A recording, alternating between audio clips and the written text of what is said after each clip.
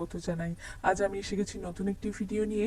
এই ভিডিওতে আমি বেলি ফুল বা বেল ফুল গাছের সম্পূর্ণ পরিচর্যা সম্পর্কে আলোচনা করব এবং কিভাবে স্টেম কাটিং থেকে এই চারা তৈরি করা যায় সেটি দেখাবো। তাহলে ভিডিও স্কিপ না করে পুরো ভিডিওটি অবশ্যই দেখবেন। ভিডিও শুরু করার আগে বলে রাখি, আমার চ্যানেলের ভিডিওগুলি যদি আপনাদের ভালো লেগে থাকে তাহলে আমার চ্যানেলটিকে সাবস্ক্রাইব করতে পারেন এবং সাবস্ক্রাইব বাটনের পাশে থাকা বেল আইকনটি প্রেস করুন নতুন ভিডিও আপলোডের নোটিফিকেশন পেতে।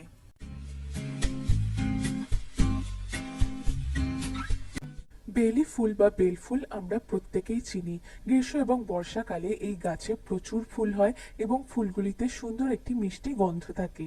এই গাছে যখন প্রচুর ফুল ফোটে তখন আমাদের বাগান বা ছাদ বাগানকে যেমন সুন্দর করে তোলে, তেমনি মিষ্টি একটি গন্ধে ভরিয়ে তোলে।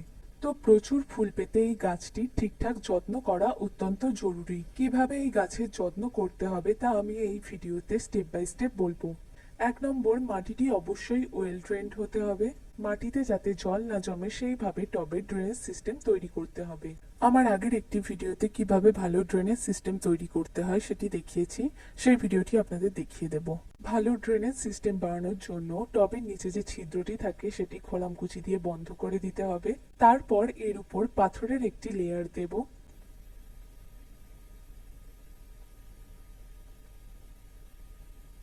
এবার বালি দিয়ে তার উপর মাটি দিয়ে দেব।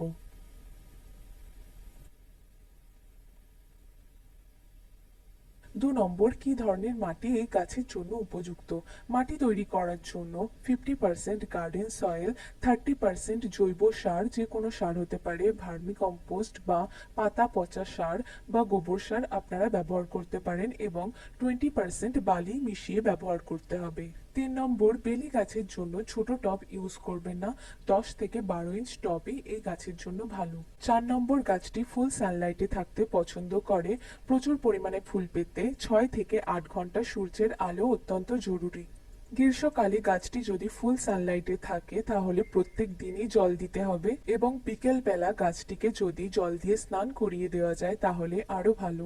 নেক্সট, কি ধরনের ফার্টিলাইজার গাছটিতে ব্যবহার করব।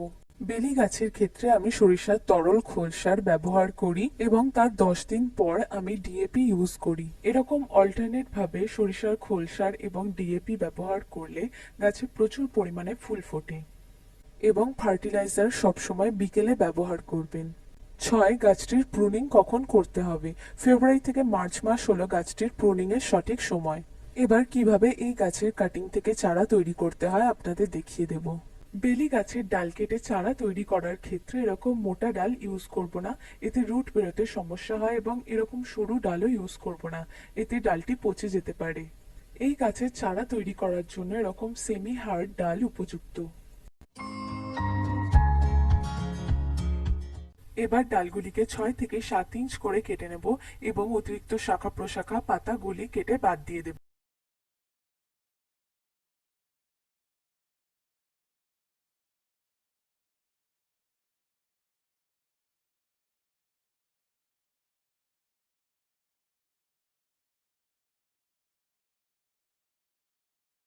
হরমোন পাউডার লাগিয়ে মাটিতে বসিয়ে দেব। এখানে নর্মাল গার্ডেন সয়েল ব্যবহার করেছি, কোনো রকম সার ব্যবহার করিনি। মাটিটা প্রথমে জল দিয়ে ভিজিয়ে দেব। এবার ডালগুলি জলের মধ্যে ডুবিয়ে রুটিং হরমোন পাউডার ভালোভাবে মাখিয়ে মাটির মধ্যে বসিয়ে দেব। জলের মধ্যে ডোবানোর কারণ হলো রুটিং হরমোন পাউডার ডালটিতে ভালোভাবে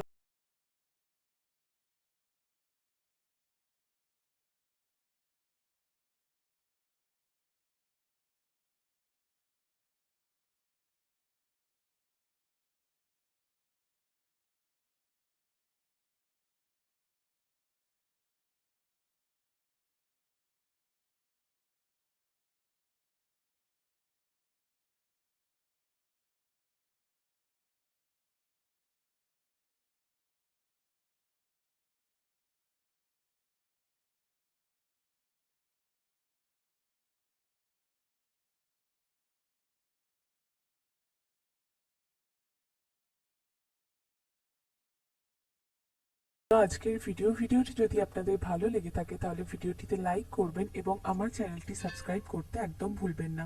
অসংখ্য ধন্যবাদ।